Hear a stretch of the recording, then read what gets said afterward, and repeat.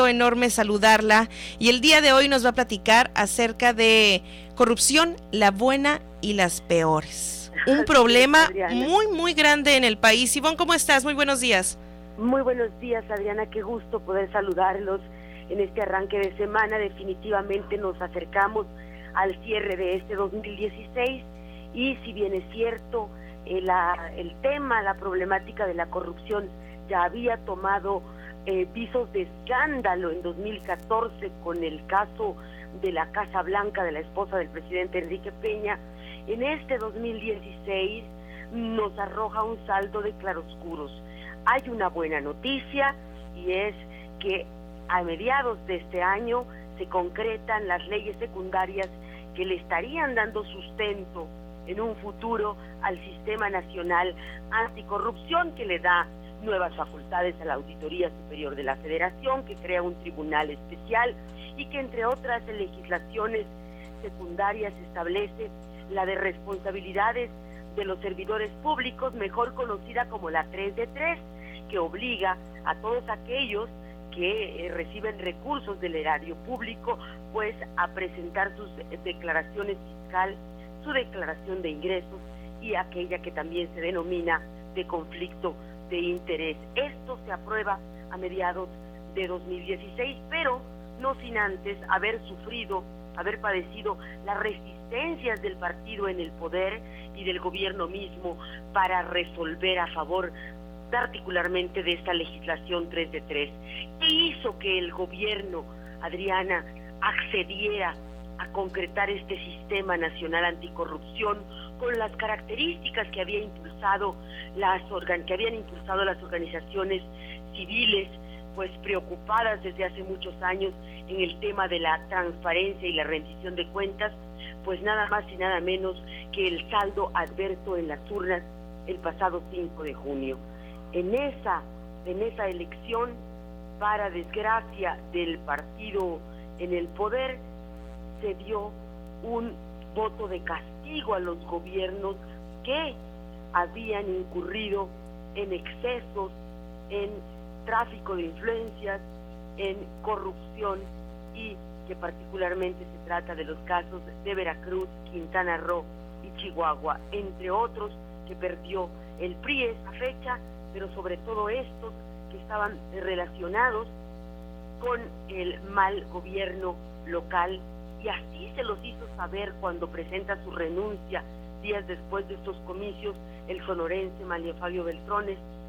presenta su renuncia a la dirigencia del PRI y dice que fue la corrupción la responsable de esta debacle electoral. Posteriormente llega la dirigencia del PRI, Enrique Ochoa Reza, con el planteamiento de que hay que hacer la limpia en el partido, en el poder, pero también hay que marcarle a la oposición, hay que establecerle a la oposición en cada caso sus excesos y sus evidencias de que también incurren en la corrupción. Y llegamos a un cierre de año donde por primera vez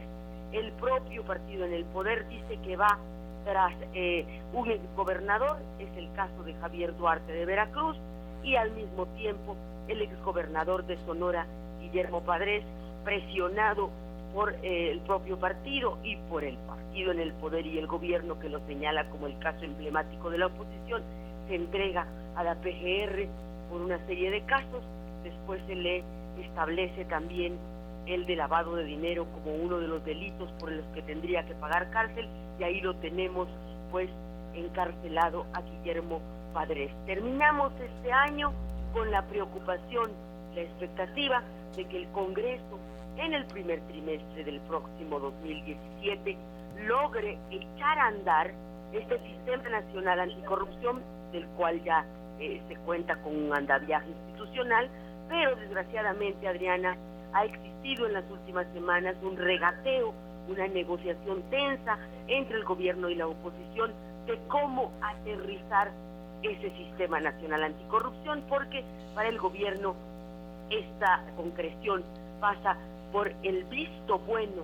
de la oposición a Raúl Cervantes para que se convierta en el fiscal de la República, y después de dar ese acuerdo estaría dando el visto bueno al fiscal anticorrupción. Así que tenemos de alguna manera la moneda en el aire porque como vamos a tener comicios, elecciones a mediados de año, nuestra preocupación es que si no se establece pronto la puesta en marcha de ese sistema nacional anticorrupción, podría quedar empantanado en las campañas electorales futuras, Adriana. Así es, y bueno, nosotros terminando ya un 2016 tan marcado por la corrupción en los diferentes gobiernos de muchos estados acá en México, y pues qué mejor que cerrar citando aquí una parte muy interesante que mencionas en tu columna Retrovisor. Gracias. Más nos vale que para el 2017 se convierta en preocupación y ocupación de gobiernos, legisladores y ciudadanos, Ivonne. Así es, y porque fíjate que el INEGI el 8 de diciembre de este año nos dio a conocer nuevas cifras de mediciones, de percepción, y confirma que para los mexicanos, después de la inseguridad,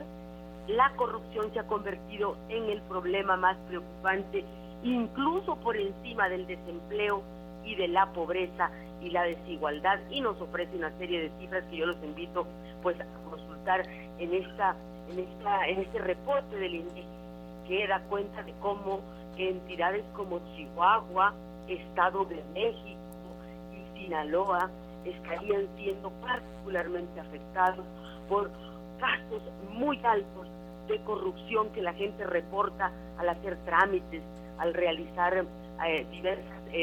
medidas ante el servicios públicos y servicios privados. Así es. Muy bien, muchísimas gracias por esta información. Excelente como siempre la columna Retrovisor Corrupción, la buena y las peores. Muchísimas gracias, Ivonne Melgar, que tengas excelente mañana. Gracias a ti, Adriana, un abrazo para todos, excelente semana. Igualmente para ti, 7 de la mañana y 30 minutos.